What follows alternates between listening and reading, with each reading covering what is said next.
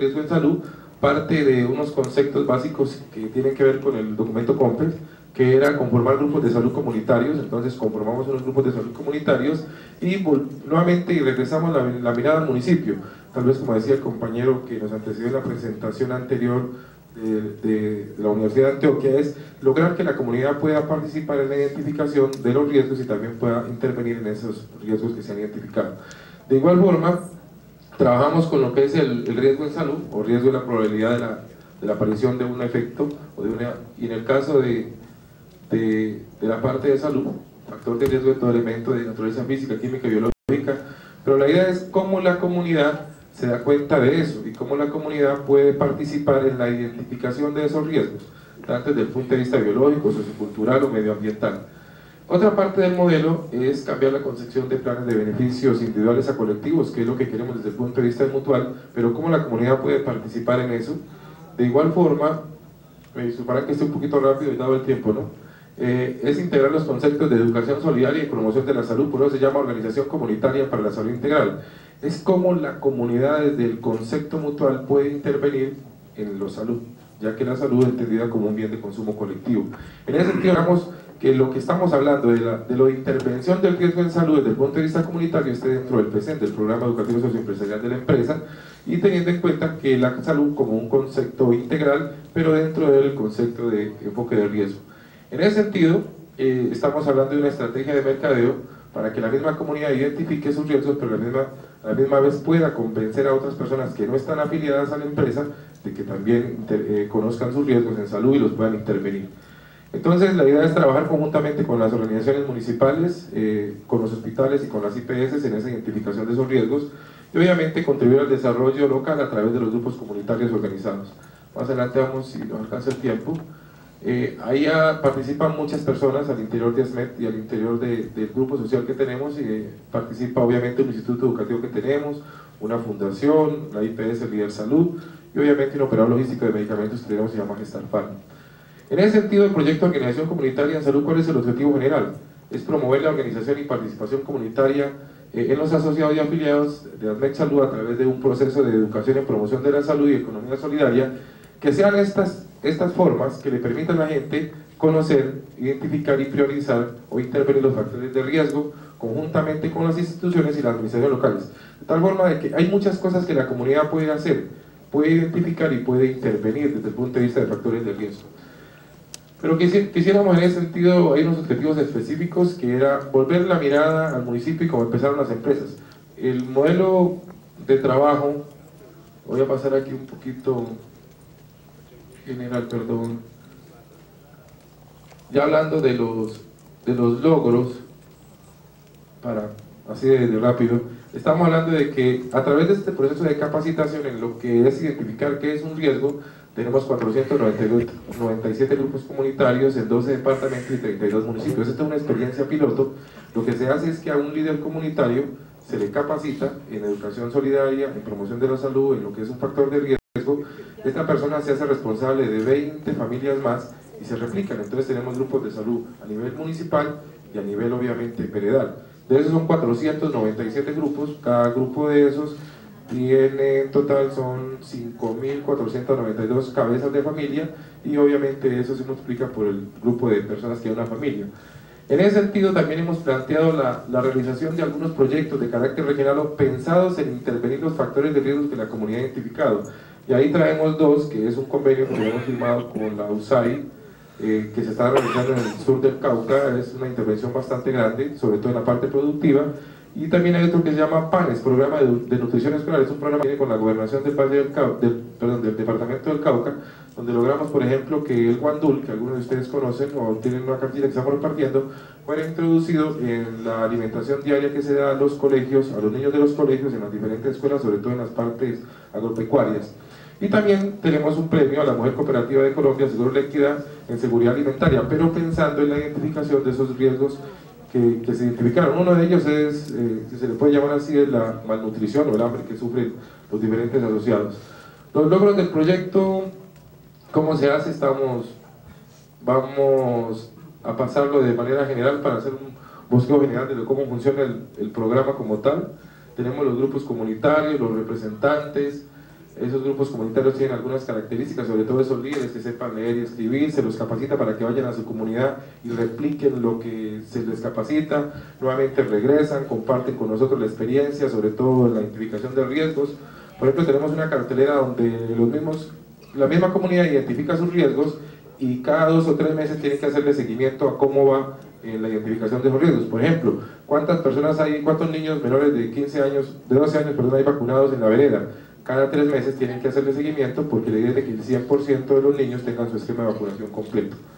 Hay unas características de esos representantes que son los mismos líderes que nosotros conocemos o podrían ser ustedes mismos, y la idea es de que estas personas se capaciten, como decía, y vuelvan a la comunidad. ¿Cómo funciona el modelo general? Partimos de la misión y la visión de lo que es ASMED, de administrar planes de beneficios, teniendo en cuenta que tenemos afiliados y asociados. No discriminamos quienes participan del programa, participan tanto afiliados como asociados. ¿En qué sentido? Un zancudo no diferencia entre un afiliado y un asociado. Un zancudo pica igual a las 2 personas. En ese sentido, tenemos un concepto de salud integral, y ese concepto de salud integral está parametrizado por el concepto de enfoque de riesgo, y obviamente ahí está el proyecto de organización comunitaria para la salud integral. En ese sentido hay unos grupos comunitarios conformados, como lo hemos dicho, la idea es de que ellos autogestionen, identifiquen los factores de riesgo, pero también los intervengan, y en ese sentido lo puedan hacer de diferentes maneras, bajo la asesoría, la asistencia técnica, el acompañamiento que ASMED les da, y obviamente el objetivo general es mejorar la calidad de vida de los afiliados y asociados de ASMED Salud con base en la identificación de los factores de riesgo y la intervención de los mismos. El modelo metodológico obviamente es un comité de educación, el comité de educación de la Mutual, porque eso hace parte del PCEM, es el que orienta y hace seguimiento al proyecto, el comité técnico del proyecto, que es el que fija cómo se va a hacer y los temas que se dan en cada uno de los módulos de capacitación a las comunidades. Tenemos unos docentes bases. Esos docentes bases multiplican, valga la redundancia, con los multiplicadores, que son los mismos líderes por departamento y veredal, los gestores locales, los comités locales, los grupos de apoyo, la fundación, que es la encargada de intervenir desde el punto de vista de proyectos, algunos factores de riesgo que se puedan hacer, sobre todo desde el punto de vista macro. Y también tenemos el instituto, los tutores que hacen parte del instituto, y nosotros hacemos el acompañamiento de esos grupos. Listo, ya más o menos terminamos nuestra... Simplemente con una reflexión, es de que cuando creemos apasionadamente en algo que todavía no existe, lo creamos. Lo inexistente es todo lo que no hemos deseado suficientemente. Creo que las empresas de salud tenemos un espacio muy grande por abarcar, cosas muy grandes por hacer directamente con la comunidad, y en esta estrategia lo que estamos mostrando es que la comunidad puede participar en la identificación de esos riesgos, en la intervención de esos riesgos, y incidir directamente en sus condiciones de vida. Decía alguien, nadie puede hacer más por la salud de la comunidad que ustedes mismos, refiriéndose a los asociados y afiliados que tienen al interior de la empresa. Muchas gracias. Que presentaré, que son complementarios, obedecen a la planeación de la atención realizada el año pasado en IndiSalud y fueron habilitados ante la Superintendencia Nacional de Salud. Estos 2 programas conceptualmente obedecen al gerenciamiento de la enfermedad, fueron diseñados para la detención y el seguimiento eficiente de la enfermedad renal crónica, con actividades que inciden en la historia natural de la enfermedad y son determinantes los resultados clínicos, económicos y de calidad. El contexto de la enfermedad renal crónica, que ya estamos viendo desde ayer, es un contexto de una enfermedad subdiagnosticada, subtratada, con diagnósticos y tratamientos tardíos que los pacientes nos llegan con complicaciones urémicas, requieren diálisis urgente, muchas veces lo encontramos en las unidades de cuidados intensivos y se convierten a su vez en pacientes de riesgo para enfermedad cardiovascular cuando hay una gran proporción de ellos que son a su vez enfermos coronarios. Voy a pasar los factores de susceptibilidad, los de iniciación y los de progresión por la brevedad del tiempo. Aquí llamaré la atención sobre cuando en el Hospital San Vicente llevaba 1920 pacientes trasplantados y el 33% no se le había definido la causa y un 28% era glomerulonefritis. La clasificación de la enfermedad renal crónica ya la conocemos, va desde el estadio 0, cuando un paciente tiene riesgo, hasta un estadio 5, cuando está en falla renal y necesita terapia de reemplazo renal. La política establecida en IndiSalud a partir de este año puede garantizar la prevención primaria, detención y tratamiento precoz de la enfermedad renal crónica, a los afiliados que padecen enfermedades de riesgo de enfermedad renal crónica como hipertensión, diabetes, neuropatías infecciosas y otras. El objetivo general del programa fue sensibilizar al personal médico, a los prestatarios, a los auxiliares municipales de salud y a los promotores de la salud de Endisalud sobre la prevención, la detención y el tratamiento precoz de la enfermedad renal crónica. Los objetivos específicos, los principales: detectar y tratar en forma adecuada a los pacientes a riesgo de enfermedad renal crónica, detectar los pacientes que ya tienen enfermedad renal crónica de manera precoz en los estadios iniciales, clasificar la enfermedad renal crónica a través de la tasa de filtración glomerular, para con base en ello, si está en estadios 0, 1, 2 y 3, seguir manejando el paciente en los hospitales de primer nivel por parte del médico general. Si es el estadio 3, será remitido a médico especialista, y si es en estadio 4 o 5, será remitido a médico nefrólogo. Otros objetivos: el apoyo multidisciplinario a los pacientes, sobre todo a los que están en estadio 4 y 5. Las metas: detectar e intervenir tempranamente en la enfermedad renal crónica, capturar y administrar información y administrar el riesgo. Las actividades que se han adelantado, o que se adelantaron durante el segundo semestre del año pasado, fue capacitar a los médicos generales de todos los prestatarios de servicios de salud de la red de primer nivel de Endisalud, con la asesoría técnica de los nefrólogos de RTS y de Fresenius. Realizar una vez al año un tamizaje de laboratorio, entregar la cartilla del programa a los médicos generales, a los auxiliares municipales, a los promotores de salud y a los pacientes que se detecten con factores de riesgo o con enfermedad renal crónica. Incluir en los contratos los laboratorios clínicos necesarios para el tamizaje, calcular la tasa de filtración a través de la fórmula de Cockcroft, que la alta tecnología que necesita es conocer la edad del paciente, el peso y haberle realizado una creatinina, y hacer informes semestrales y anuales de evaluación del programa. La organización administrativa es los médicos generales, los prestatarios de primer nivel, llenan una planilla que es recolectada mensualmente por los auxiliares municipales de salud de Endisalud, remitida a los niveles administrativos zonales. Esta información es ingresada al módulo de aseguramiento, que produce unos indicadores con los cuales nuestros coordinadores de aseguramiento, los niveles administrativos zonales, hacen informe semestral y anual que remiten al nivel central de Endisalud y remiten a los prestatarios como una forma de retroalimentación, y a nivel nacional hay un asesor del programa que es el coordinador de programas. Aquí algunos de los indicadores de gestión del programa.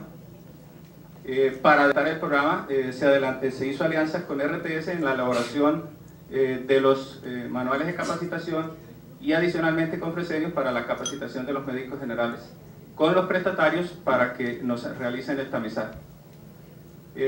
Respecto a los resultados, en los primeros 6 meses se han tamizado 4.240 personas, el 68% pertenecen al grupo etario de mayores de 60 años.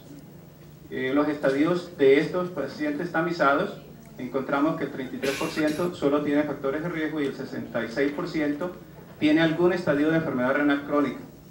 De ellos, los de estadio 3 fueron remitidos para ser evaluados por médico internista, que fueron alrededor de 725, y en estadio 4 encontramos 42 pacientes que están en prediálisis. La causa de la enfermedad renal crónica, entre los que tenían daño renal, el 83% es la diabetes, el 83% es la hipertensión, el 9% es la diabetes, y una combinación de ambas en el 6% para un total de 98%. Las dificultades para adelantar el programa fue la capacitación de médicos generales, que inicialmente la hicimos por concentración en las cabeceras municipales, debido a que contábamos en ese sitio con los médicos nefrólogos. Tocó desplazar los equipos de aseguramiento de los niveles administrativos zonales a cada una de las sedes de los prestatarios para capacitarlos, como solución para cubrir todos los médicos generales de nuestra red de prestadores de servicios. A la fecha, solo el 36% de estos prestatarios están reportando información, y esperamos que en la próxima visita de auditoría cuatrimestral que realizan nuestros especialistas en auditoría pues se les estimulen para que la cobertura alcance el 100% esperado. Y la tercera es que algunas secretarías de salud no garantizan los servicios no POC contemplados en el segundo y tercer nivel que necesitan estos pacientes. Para ello, pues Endisalud cuenta con un procedimiento habilitado llamado de gestión del no POS, mediante el cual un profesional de aseguramiento se encarga de ser incisivo ante las secretarías de salud hasta conseguir la prestación del servicio. El segundo programa es el programa de trasplante renal. Aquí citaré las palabras del doctor Gonzalo Mejía Vélez, quien dice que es la mejor modalidad terapéutica que existe actualmente para la insuficiencia renal crónica, pero que necesita dos grandes condiciones. Una, que sea hecha como un programa y por un equipo muy interdisciplinario, y que este equipo debe tener gran entrenamiento y compromiso con trasplantes renales. La generalidad es que se podría afirmar del trasplante renal es que sigue siendo un pequeño milagro. Un paciente que está en un estadio terminal puede pasar a un estadio 0 o un estadio 1 de insuficiencia renal, y es un supremo acto de generosidad de una persona, donándolo en vida o inscribiéndose en una lista de donantes. En el país pues existe la Asociación Nacional de Trasplantados, donde esperamos que todos estemos inscritos. En el mundo se hacen aproximadamente 30.000 trasplantes al año, y la serie del Hospital San Vicente Paulo el año pasado eran 2.386 pacientes. Sigue siendo la terapeuta cada día más extendida en el manejo de la insuficiencia renal crónica terminal. La política de Endisalud es garantizar el trasplante renal a todos sus afiliados con insuficiencia renal crónica con los recursos financieros que administramos. La población objeto son todos los pacientes con insuficiencia renal crónica terminal que se encuentren inscritos en la lista de espera. El objetivo general es brindarle la posibilidad terapéutica a todos nuestros pacientes con insuficiencia renal crónica terminal. Objetivos específicos, y en el primero quiero llamar la atención, y es el más importante, es de generar mecanismos administrativos tendientes a eliminar las barreras para acceder al trasplante. Por ejemplo, caso concreto en la costa atlántica, donde están la mayoría de nuestros afiliados, encontramos que no hay dónde hacer trasplantes y tenemos que remitir los pacientes a Medellín, Bogotá o Bucaramanga, y en muchos casos estos pacientes tienen, primero, barreras de acceso geográfico, y segundo, económicos, no tienen ni siquiera con qué transportarse y hay que asumir este costo. Y la segunda es la brindar atención integral de forma adecuada y oportuna. Doctor, le quedan 2 minutos. Gracias. La meta son trasplantar 22 pacientes. Entonces pasaremos a los resultados. Endisalud en este momento cuenta con corta a junio 140 pacientes, 80 son hombres, 60 son mujeres. Los hombres están mayoritariamente en el grupo de 15 a 45 años y las mujeres de 45 a 60. En la lista de espera de esos 140 hemos inscrito 27 pacientes en instituciones como el Hospital San Vicente, en la Focal en Bucaramanga o en Bogotá. Los inscritos por cuestiones propias son del grupo tanto en hombres como mujeres de 15 a 45 años. Endisalud tenía una historia de trasplantes de 1 o 2 trasplantes por año. Este año llevamos 4 pacientes trasplantados. El costo mensual pre-trasplante y post-trasplante, se puede decir que en la serie de 17 pacientes que nosotros tenemos, se reduce en un 50% el costo de la atención. Si ustedes pueden ver respecto a los pacientes, de estos 17 pacientes tenemos que el riñón en estos 17 ha sobrevivido 101 meses en la historia que tienen de salud, con lo cual por ahorro por paciente sería 144 millones. Respecto de los 4 pacientes que presentaron rechazo, el riñón sobrevivió 25 meses, con lo cual el ahorro sería de 35 millones de pesos. Pero al final, lo más importante de todo es la calidad de vida que tiene un paciente con un trasplante renal. Dificultades, la principal es mantener sueros en la ciudad de Medellín, Bucaramanga y Bogotá para las disponibles y vigentes para que se hagan las pruebas de compatibilidad cuando sale un riñón. Muchísimas gracias.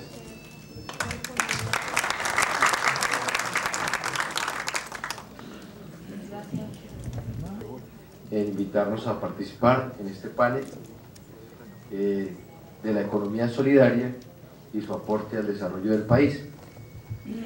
En mi condición de presidente ejecutivo de ANALFE, igualmente de presidente del CONES, quiero reiterar mi saludo solidario a cada uno de ustedes y tratar de interpretar el pensamiento del foro en la forma en que las diferentes expresiones de la solidaridad coadyuvan a que los colombianos podamos trabajar integralmente en el mejoramiento de la calidad de vida. Para arrancar en el panel, quisiera leer un documento, un párrafo, un documento que me parece importante, que nos permite ubicar cuál debe ser la tarea del sector solidario, el sector de la economía solidaria, y realmente cuál va a ser el papel protagónico que tienen que presentar cada una de las diferentes expresiones de la solidaridad y cómo articularse activamente a este proceso. La desigualdad es considerada como uno de los principales problemas que enfrentan los países latinoamericanos en general y Colombia en particular. La diferencia abismal que separa a quienes poseen riqueza de quienes nada tienen es considerada no solo como una fuente de desorden y violencia política, sino también como un obstáculo para el crecimiento económico e incluso como una fuente de inestabilidad macroeconómica. No sorprende entonces que comentaristas sociales y políticos de diferentes bagajes ideológicos argumenten de manera reiterada que una distribución más equitativa del ingreso y de la propiedad debe ser una prioridad importante, sino la más importante de la política pública de la región. Estamos absolutamente convencidos que, con base en las diferentes expresiones que tiene el sector solidario, es el camino que hay que allanar para trabajar entre todos los sectores sociales y solidarios en búsqueda de romper el cuello de esa desigualdad social que no permite que haya equilibrio, que no permite que haya desarrollo social. En estas ideas, el CONES ha jugado un papel protagónico como Consejo Nacional de la Economía Solidaria, articulando las diferentes expresiones de la solidaridad y apoyando para que entre todos construyamos conjuntamente con el Estado una política de desarrollo social y de esta manera trabajar mancomunadamente, como he reiterado, en el deseo de romper esa desigualdad. Me han invitado especialmente en este foro para tocar el tema cómo los fondos de empleados se articulan como sector de la economía solidaria al desarrollo del país.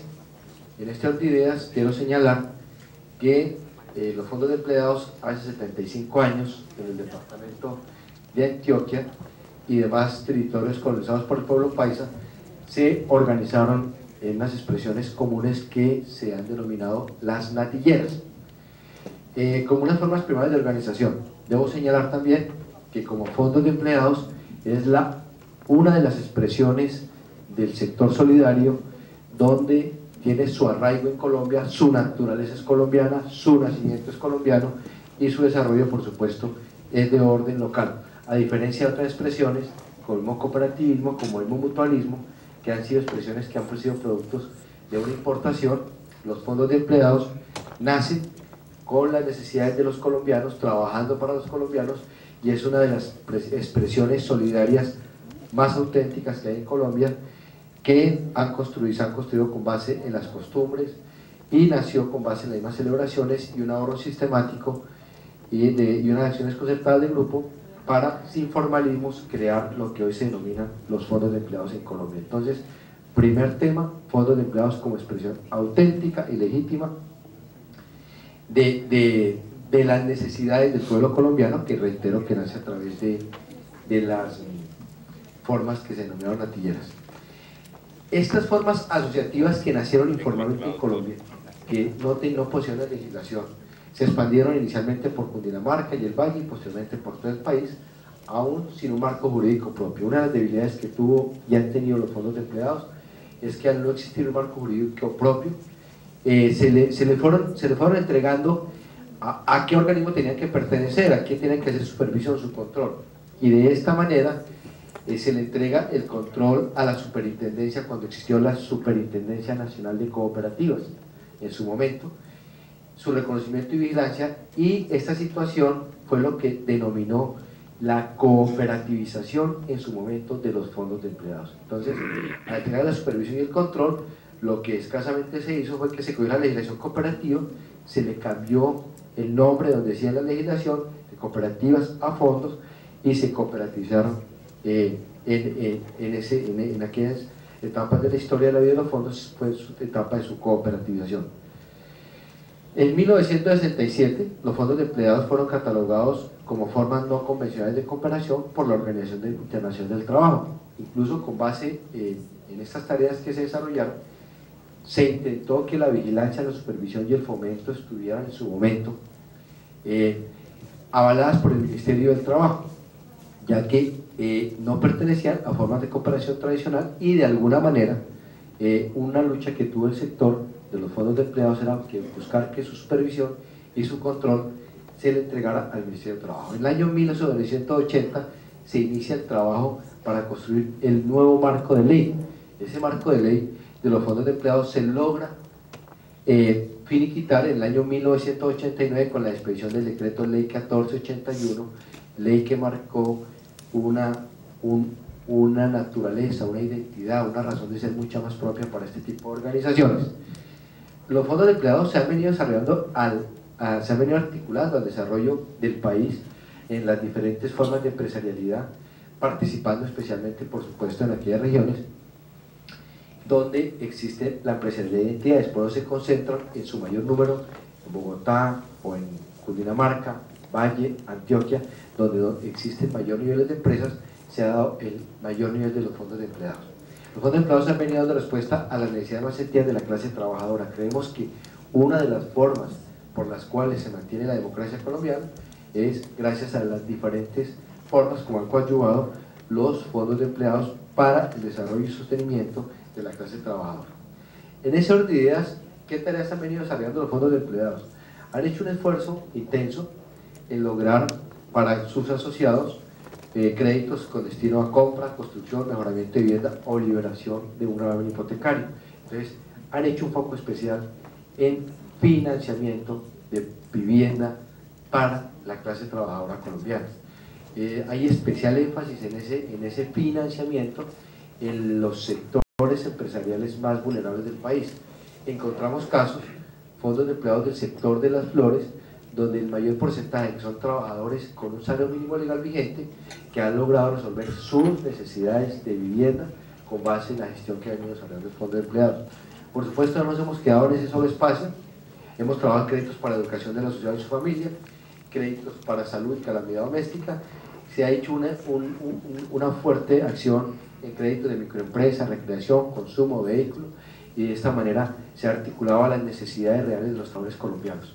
Yo creo que hay dos elementos fundamentales en los trabajadores colombianos que causan especial impacto emocional en la vida de cada trabajador. Es cuando logran la adquisición de su vivienda o cuando logran que su hijo sea un profesional. En esas tareas los fondos han hecho una tarea intensa, han hecho un financiamiento oportuno, han hecho un financiamiento que rompe los esquemas que tiene que buscarse en la banca tradicional, donde la persona simplemente por ser asociado y con la firma del compañero del escritorio logra un rápido y seguro financiamiento. También se caracterizan los fondos de empleados en el contexto de la economía solidaria, porque son las organizaciones que con base en el decreto ley 1481, que reitero le dio la identidad y la tarea especialmente que ha desarrollado ANALFE en el transcurso de estos últimos años, es el logro de una identidad. Nosotros estamos convencidos que para el desarrollo del país se requiere cualquier expresión de la solidaridad, pero que también que cada expresión de la solidaridad tenga su propia identidad, y que lo que tenemos que articular a través del CONES, respetando las diferentes expresiones, pero trabajando en equipo para el salvamento del país. Y en esta idea, los fondos de empleados se les ha permitido por su propia legislación manejar diferentes formas de ahorro que en el caso de otras formas de cooperación deben de tener unos requisitos y unos reglamentos especiales y unos patrimonios y unos aportes especiales para poder desarrollar la actividad. En el caso de los fondos de empleados pueden manejar depósitos de ahorros permanentes, ahorros a la vista, ahorros a plazo y ahorros a término. Esta canasta de ingresos, esta canasta de formas de captación de ahorro le ha permitido acumular un buen volumen de recursos para poder prestar los diferentes servicios en las líneas de bienestar social y desarrollo social. Hemos venido insistiendo, nuestra vocación misional, como es vocación misional del sector de la economía solidaria, es el mejoramiento integral de vida de los colombianos. Y para lograr ese mejoramiento integral de la calidad de vida de todos los colombianos, el vehículo que utilizamos es el servicio de ahorro y crédito. No es nuestro fin prestar servicios de ahorro y crédito, el instrumento, el vehículo con la cual se movilizan recursos para lograr que se puedan desarrollar todas esas actividades son con los programas de ahorro y crédito que desarrollan nuestras entidades. Paralelamente, hemos venido construyendo servicios a partir de nuestros excedentes con los fondos sociales y fondos mutuales que se crean. Se pueden crear diferentes fondos sociales, fondos mutuales. Más adelante les contaré un fondo que queremos activar y obviamente tendremos que trabajar activamente en todo el sector. Se brindan auxilios de solidaridad, calamidad doméstica, para las naciones y grupo familiar, y se desarrollan actividades de salud, educación, recreación, cultura y previsión. En el campo de la previsión también han destacado los fondos de empleados, especialmente el campo del aseguramiento, en el cual se protege el patrimonio, se protege la vida y se protegen las diferentes necesidades que tienen todos nuestros asociados.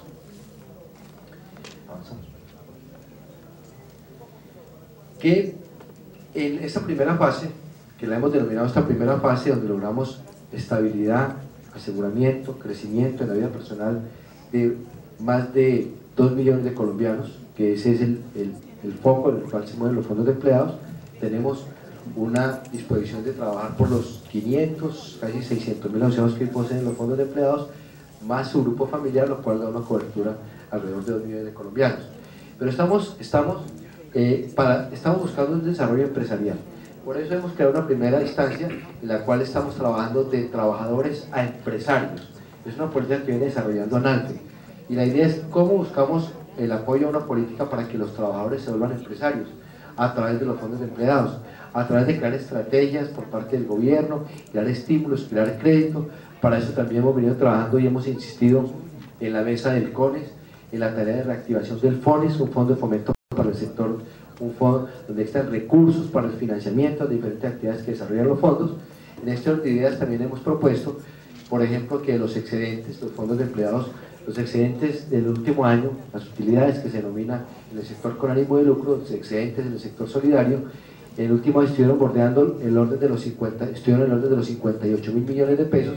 La idea es que de esos excedentes se lograra disponer por lo menos del 10%, para que con ese 10% se crearan empresas, puestos de desarrollo, porque si no hay puestos de trabajo, inevitablemente no pueden existir los fondos de empleados. En esta primera fase hablaríamos alrededor de unos 6.000 millones de pesos, con lo cual se puede arrancar la creación de puestos de trabajo, generación de empleo o generación de industria o empresa. Como fundamento del mandato constitucional del Estado, fortalecerá a las organizaciones solidarias y estimular el desarrollo empresarial, pues que se eliminen las prohibiciones que la misma ley ha traído, porque a la luz del organismo supervisor, de alguna manera, no se les permite desarrollar a los fondos de empleados tareas de orden empresarial. En eso nos parece que hay un error en el desarrollo del país, porque aquí lo que se necesita es crear puestos de trabajo de desarrollo. Algunas interpretaciones que hemos nosotros interpuesto, nos parece que los fondos de empleados no pueden ser siempre captadores de un ahorro y siempre generadores de un crédito. Para que existan puestos de trabajo hay que crearlos, hay que generarlos. Por eso hablamos de una política de trabajadores a empresarios, y allí nos tocará mejorar la redacción mal interpretada, reiteramos, de la legislación del decreto ley 1481, porque algunos nos dicen que simplemente podemos hacer la actividad de captar un ahorro y colocar un crédito. Nos parece equivocado, y un país que necesita puestos de trabajo y desarrollo social no se puede quedar en la simplicidad, sino tiene que entrar en las etapas frente a procesos también que nos pueden afectar, como el Tratado de Libre Comercio, el ALCA y otros temas que están tratando. Queremos estar al orden y al día, pero no quedarnos rezagados en este tema.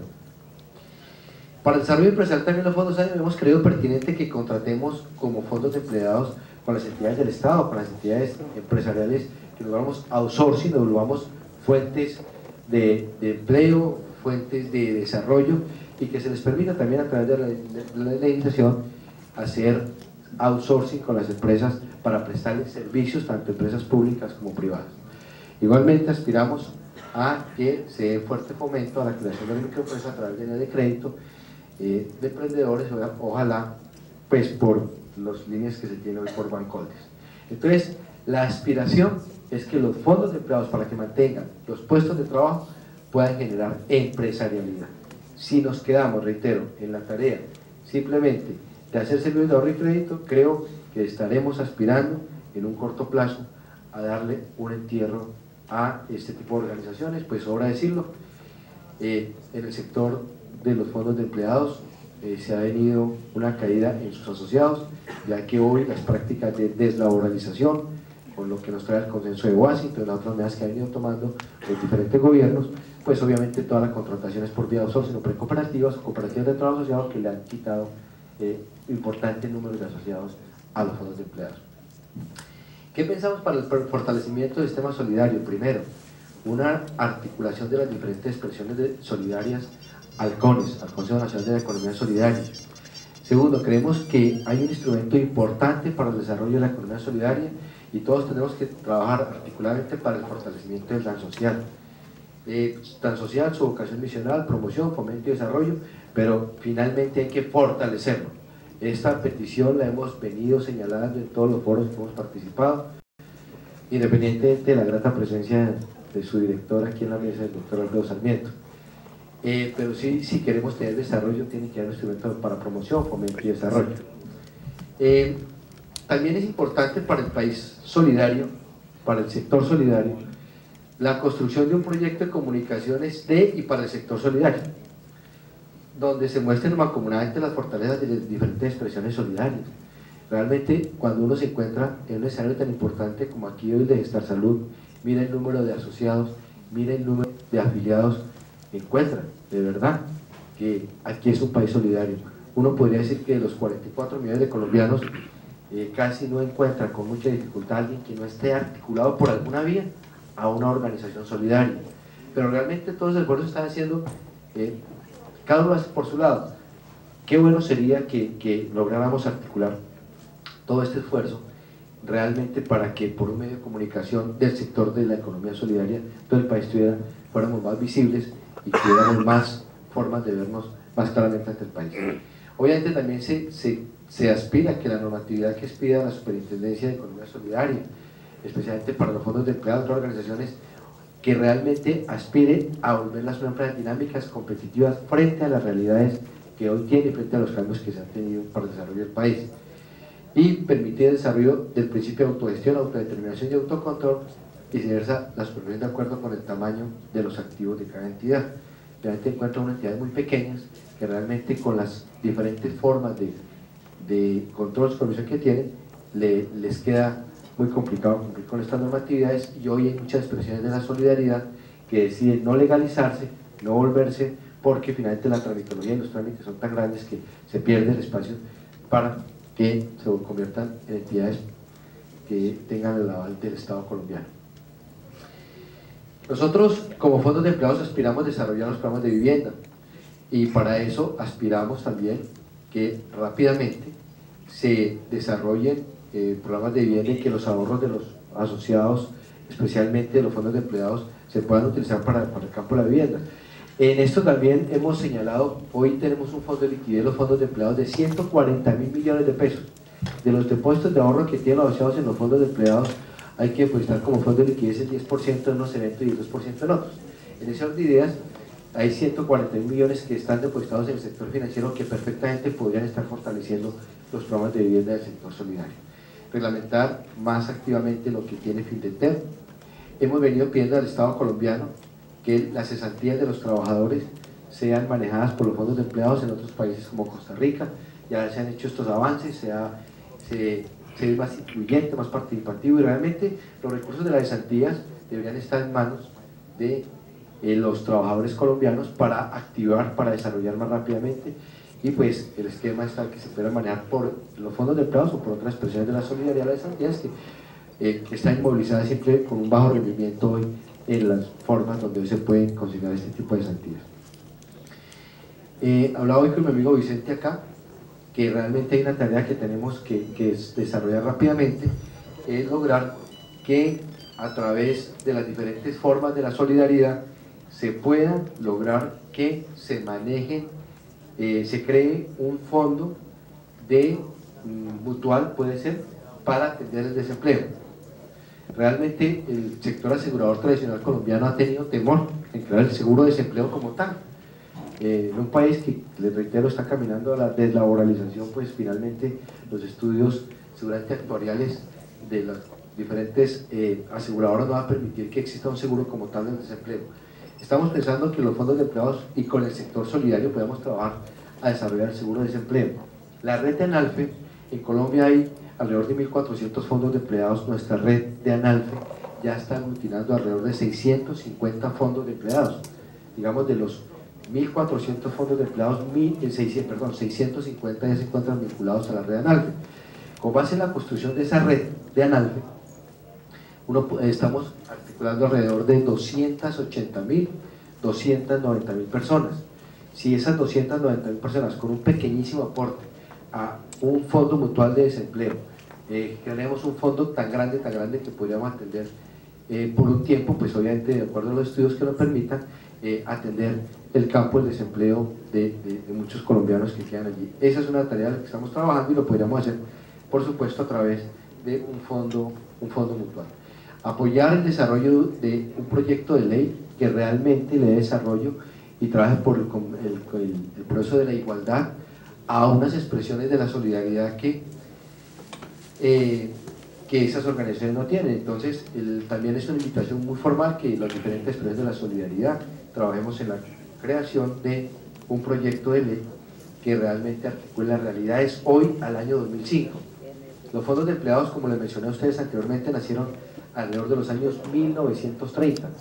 Han transcurrido 75 años aproximadamente y solamente para su legislación se ha logrado en la expedición del decreto ley 1481. Aspiramos a que después de haber transcurrido otras normas como la misma ley 100, la ley 50, pues que este decreto, esta normatividad se actualice a las realidades hoy que tienen los fondos de empleados. Definitivamente nuestra tarea como fondos de empleados es buscar en forma incansable el mejoramiento integral de la calidad de vida de todos los colombianos. Por eso se debe facilitar la creación y desarrollo de estas organizaciones solidarias. En la discusión que dimos frente al proyecto de ley de las cajas de compensación, logramos entender que en Colombia a las cajas de compensación existen alrededor de 3.500.000 colombianos que están afiliados. A los fondos de empleados hay alrededor de 550.000 colombianos, a las cooperativas alrededor de 1.200.000 colombianos, hablamos de 2 millones, todavía queda un espacio de 1.500.000 colombianos que, si hay una voluntad política, podrían participar en el proceso en este tipo de organizaciones, independientemente de la expresión solidaria que requieran para su desarrollo social. ANALFE se ha propuesto dar un desarrollo para la formación, educación y la cultura solidaria. Encuentra uno que gran parte del problema de la exclusión social, de la desigualdad social que hay en nuestro país y en el continente en general, es que el conocimiento que se ha dado, la forma de ingresar a ese nivel de conocimiento ha sido muy excluyente. En ese orden de ideas estamos trabajando un proyecto de la creación de la Universidad Solidaria, una universidad solidaria que permita la construcción de una sociedad solidaria, que las personas que actuemos y participemos en el sector solidario lo hagamos actitudinalmente, no actitudinalmente, sino con una actitud, con una vocación absolutamente solidaria, que la consecución y la reafirmación de los principios y los valores, y que el administrador de empresas, el ingeniero de empresas tenga una vocación hacia la solidaridad de un país que requiere desarrollarla, que profesionalice la empresa solidaria hacia la participación social y economía del país, vinculando las actividades industriales, de producción, de distribución y de comercialización. Entonces, en esta tarea nos hemos propuesto con un grupo de entidades la creación y la activación de un proyecto educativo que se llama la Universidad Solidaria.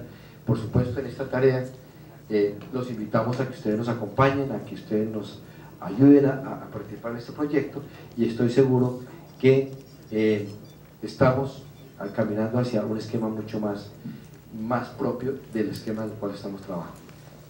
También hablamos del manejo de las mesadas pensionales. Este es un problema que se ha venido creando problemas, y realmente nos parece que las mesadas pensionales, ¿qué quiero decir con esto? Las mesadas pensionales que reciben los pensionados podrían ser pagadas por cualquier expresión de la solidaridad, podrían ser consignadas y podrían entregarse a sus pensionados por cualquier expresión de la solidaridad.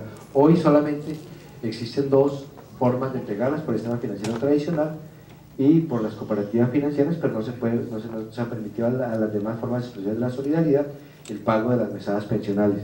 Ese salto de que pasen allí por las otras formas de expresión, las otras formas más, digamos, con ánimo de lucro del sector financiero, le resta posibilidades y beneficios al sector solidario. Voy a presentar aquí un bosquejo general de lo que es el sector de los fondos de empleados hoy en Colombia. Existen fondos de empleados que están reportando a la Superintendencia de Economía Solidaria, en 1.426 fondos de empleados. Eso nos lleva a un total de personas naturales 564.222 personas, lo cual implica que los beneficiarios del sistema, si multiplicamos esto por 4 personas por familia, hablamos alrededor de 2.256.000 colombianos, perdemos la capacidad política, no tenemos un accionar político. Realmente nos toca siempre que tramitamos proyectos de ley, pues acogernos a la tradicional clase política. Los fondos todavía no han logrado, y esa es una inmadurez que tenemos en los diferentes congresos. Hemos evaluado que no tenemos una solidez política, y nuestros activos, nuestra red de nuestros activos están en 2.200.000 millones de pesos. Realmente competir, esta red es muy pequeña, son 2.200.000 millones de pesos frente a una red financiera. Una red Aval, por ejemplo, está en el orden de los 40 billones de pesos. La red Corfinsura, Conavi, está en el orden de los 30 billones de pesos, por lo cual nosotros sí aspiramos a una integración y desarrollo de todo el sector de los fondos y articulados. He reiterado en este conversatorio la necesidad de articularnos. Queremos trabajar con ustedes, con Gestar Salud, queremos trabajar con las mutuales, queremos trabajar con mi amigo Carlos en las cooperativas, construir una gran red. Créanme que la única salida que tiene para enfrentar los riesgos que pueden traer los diferentes tratados es construir una gran red solidaria. Podríamos ser, entre comillas, la gran red de consumidores que tuviese el país. Sería una gran red de consumidores que podríamos arbitrar y de alguna forma ser los mediadores de precios, de cosas en el país. Los fondos de empleados son de los trabajadores, los fondos de empleados son para la familia, los fondos de empleados son para el país, los fondos de empleados son para Colombia. Muchísimas gracias, doctor Liz. Muy amable. Gracias, doctor Gerardo Mora. Son múltiples Internacionales de la Alianza del Mutualismo de América, miembro del Consejo Nacional de Economía Solidaria y miembro corresponsal de la Alianza Mutualista Internacional con sede en Ginebra, Suiza. Doctor Vicente Lescú. Buenas tardes. Doctora Elisa Torrenegra, directora ejecutiva de Gestar Salud, señores gerentes de las entidades adscritas a Gestar Salud, doctor Alfredo Sarmiento Narváez, director del DAN Social, doctor Gerardo Mora, director ejecutivo de ANALFE y presidente del CONIS, doctor Carlos Acero, representante de CONFECOP, señoras representantes de las entidades solidarias de salud presentes, señoras y señores.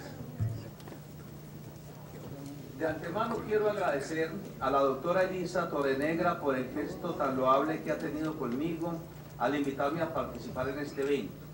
No en muchas ocasiones alguien tiene la oportunidad de exponer sus ideas ante un público tan distinguido como el que tengo la oportunidad de encontrar. La ponencia que hoy quiero compartir tiene como objeto principal presentar en términos simples, concretos y precisos algunas de las múltiples ventajas que tiene el mutualismo en la generación de desarrollo. Digo algunas, pues en aras de no abusar de la escucha de ustedes que me dispensan, solo presentaré lo que a mi parecer son principales ventajas que tiene el mutualismo como filosofía y práctica de desarrollo humano y social. Para abordar la presente ponencia, considero de vital importancia hacer una breve reseña histórica del mutualismo en Colombia, sus orígenes y los caminos que los líderes del mutualismo han y hemos recorrido para llegar a escenarios como el que hoy nos congrega. Es importante aclarar que esta reseña no pretende ser una cátedra histórica, sino más bien un abrebocas que permita ambientar las disertaciones posteriores y generar un contexto en el que se desarrolle la propuesta que hoy quiero presentar. Seguidamente, es decir, luego de la reseña histórica, buscaré responder esta pregunta: ¿cómo y por qué el mutualismo puede ser generador de desarrollo? De esta manera pretendo abordar el campo pragmático del mutualismo, espacio en el cual buscaría hacer copia de algunas experiencias recogidas en casi 30 años de trabajo que me acompañan hasta el día de hoy. Finalmente compartiré con ustedes la idea del mutualismo que he soñado, una idea que algún día fue utopía y que hoy, por el apoyo de muchas de las personas que están presentes acá en la mesa, se está haciendo realidad. Iniciemos pues con esta intervención. Espero no ser muy somnífero por tratarse de la hora que tenemos en este momento, sino más bien un catalizador de procesos cognitivos en los que la mutualidad prevalezca por encima de la idea individual que generalmente reclama el individualismo humano. La raza humana desde el principio de su existencia ha establecido estrategias que le permitan resolver las dificultades de la vida que le presentan. Descubrir que criar a sus cachorros, proveerse de alimentación y protegerse de las fieras era más simple si se hacía en grupo. Fue uno de los elementos que posibilitó la permanencia del humano sobre la tierra. Por esto hablar de mutualismo es hablar de la historia evolutiva de la raza humana. Es hablar de la historia tácita y explícita de la construcción de organizaciones que facilitan y facilitarán el bienestar de los individuos en una comunidad. Tal vez alguien que escuche este argumento pensará que el mutualismo no es más que una forma jurídica que permite la agrupación, pero se equivoca, pues el mutualismo es una condición de la cultura, un pilar de desarrollo y más allá, un llamado a lo humano. Estos conceptos nos sitúan entonces en un elemento que vale la pena destacar durante esta intervención y que considero son de las primeras ventajas del mutualismo. El mutualismo es tan antiguo como el hombre, hace parte de la cultura y así como el hombre ha venido evolucionando, el mutualismo es en esencia dinámico, constructivo y nunca terminado. Y frente a la argumentación filosófica y la praxis cotidiana, nadie tiene ni tendrá la primera y la última palabra. Las primeras evidencias de mutualismo como organización, es decir, como sistema de agrupación, se encuentran en la cultura egipcia, donde los agricultores se reunieron formalmente para suplir las necesidades comunes que se presentaban luego de las continuas crecientes del río Nilo. En Europa se encuentran evidencias que permiten pensar que la organización de la mutualidad se fue transformando y ganando en especificidad según las necesidades de las comunidades que se reunían para establecer alternativas de apoyo mutuo. Por esto es que se encuentran agrupaciones religiosas, de artesanos, de agricultores y de comerciantes. La llegada de la mutualidad como organización a América Latina proviene de Europa por medio del proceso de la conquista. Las diferentes organizaciones religiosas trajeron a América una forma de agrupación que probablemente nuestros indígenas ya conocían desde tiempos inmemorables. Sin embargo, en la historia indígena no existen evidencias que permitan asegurar que nuestros indígenas habían constituido organizaciones mutuales. Aunque el hecho de reunir los granos en depósitos comunes para afrontar los tiempos de cosechas insuficientes puede ser interpretada como una muestra incipiente de mutualismo. Bueno, es importante mencionar en este punto, y espero disculpen mis oyentes no haberlo mencionado antes, que básicamente el sistema organizativo de la mutualidad a través de la historia se ha constituido en acumular por medio de las contribuciones de varias personas un patrimonio colectivo que facilite suplir una necesidad cuando se presente. En otras palabras, las organizaciones que han utilizado la mutualidad como elemento de cohesión siempre han construido patrimonios comunes que permiten satisfacer necesidades particulares de cualquier miembro de la comunidad participante. Durante la historia, cada agrupación de ayuda mutua se ha enfocado en satisfacer diferentes necesidades de la población que atiende. De esta manera se ha delimitado cierta especialización en cada una de las organizaciones. Por ejemplo, en Colombia existen mutuales prestadoras de servicios de salud, exequiales, de turismo, de ahorro y crédito, entre muchas otras. Estas especializaciones siempre han dependido, además de la necesidad que se desea atender, del modelo que se haya tomado como referente. Por ejemplo, en Europa las organizaciones de ayuda mutua han desempeñado diferentes papeles en la sociedad, todos ellos enfocados a la prestación de servicios de protección y bienestar social, entre los cuales se pueden nombrar la administración de pensiones y riesgos de salud, los sistemas financieros, la cultura, el turismo, la recreación, la protección de la clase trabajadora, entre otros. Como consecuencia inmediata, en Argentina, descendiente directo de la mutualidad europea, los servicios se han especializado en salud, las pensiones y la recreación. Retomemos nuestra historia. Como bien sabemos, la mutualidad llegó a Colombia de España a través de los sacerdotes jesuitas, quienes al verse en la necesidad de establecer estrategias para dar entierro digno a los fieles menos favorecidos económicamente, copiar el modelo económico de los Montepíos. Es allí donde se encuentra el origen de la especialización del mutualismo colombiano, más específicamente el antioqueño, en la prestación de servicios exequiales. Desde entonces la mutualidad en Colombia ha sido sinónimo de entierro, exequias y funerarias. Es importante destacar que mentalmente nos identificamos con lo que en nuestra tradición es aceptado o recomendado. De allí la importancia de descubrir los símbolos que nuestra cultura posee para de esta manera entender el porqué de algunos comportamientos que se presentan en nuestra comunidad.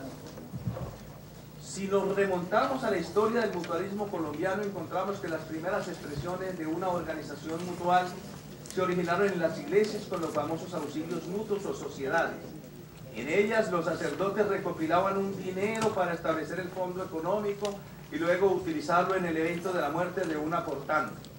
Esta modalidad de organización se fue saliendo de las iglesias para que fuera la misma comunidad quien se organizara con el fin de protegerse frente a los eventos de la muerte. La primera organización constituida y reconocida con personería jurídica que se encuentra en los anales de la historia fue la Sociedad de Caridad en Bogotá, formada por 39 artesanos en el año de 1864 y a la cual se le otorgó personería jurídica el 8 de mayo de 1889.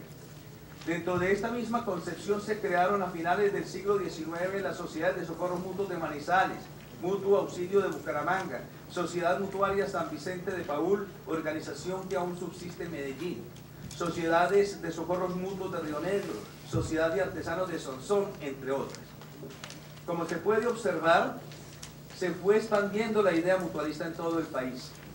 Las sociedades surgidas con orientación directa de la Iglesia fueron derivando hacia sociedades civiles de mutuo auxilio y ahorro de socorro para la vejez y la muerte, y seguro contra accidentes de trabajo, enfermedades, entre otros. Como se puede observar en este punto, las asociaciones mutuales colombianas han tenido diferentes nombres a través de la historia. Sociedades, natilleras, asociaciones, enterradoras, auxilios mutuos, asociaciones mutuarias y ahora asociaciones mutuales. En los primeros años del siglo XX el crecimiento del mutualismo fue considerablemente lento. Las asociaciones de esta época eran organizaciones de unos cuantos vecinos con pocos recursos y mínima infraestructura administrativa. Funcionaban en el anonimato y sin criterios claros. Solo las acompañaba el buen juicio de las personas que la conformaban y la honestidad ética y propia de los pueblos pequeños. La llegada de la revolución industrial a ciudades como Bogotá y Medellín aceleró la concentración de grandes grupos poblacionales, razón por la cual empezó a multiplicarse las organizaciones con un objetivo de ayuda mutua. Aunque la mayoría de los historiadores del sindicalismo coinciden en reseñar a la Sociedad de Artesanos de Sonsón como el primer sindicato fundado en el país, es evidente que sus fines estaban más orientados a los de una organización mutual. En otras palabras, el surgimiento del sindicalismo colombiano está de la mano con el movimiento mutualista.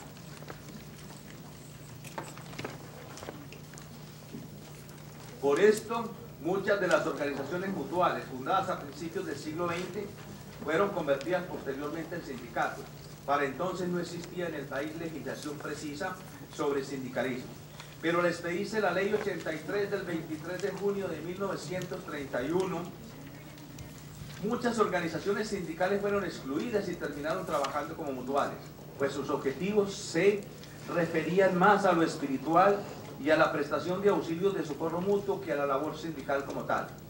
A partir de los años 40, cuando comienza a surgir el mutualismo en Colombia, teniendo picos altos en los 60 y 80, sin embargo, su desarrollo se debió a la tenacidad y entereza de sus dirigentes y al apoyo incondicional de sus asociados, pues nunca se obtuvieron políticas de promoción y fomento por parte del Estado. Tal vez tendríamos que revisar detenidamente cuál fue el motor que impulsó el desarrollo del movimiento mutualista en Colombia, más allá de las difíciles situaciones que afrontaba el país. Sin embargo, en aras de la brevedad y recordando mi promesa de hacer una exposición corta, buscaré resumirlo. En la década de los 80 tuvimos tres sucesos que determinaron la evolución posterior del mutualismo en Colombia. El primero fue la expedición por primera vez de un decreto reglamentario para las actividades de las asociaciones mutuales, el decreto 3143 de 1981. a pesar de ser declarado inexequible en 1982, le mostró al sector de la economía solidaria que las asociaciones mutuales eran organizaciones dignas de ser conocidas como entes que propondían por el desarrollo de las comunidades. El segundo caso fue la celebración del primer Congreso Mutualista en el año de 1982. En este evento convergieron los líderes mutualistas de gran parte del país y se presentaron las diferentes experiencias que se estaban desarrollando. En este año, por primera vez, los mutualistas percibimos que las asociaciones mutuales podían prestar otro tipo de servicios relacionados con la muerte,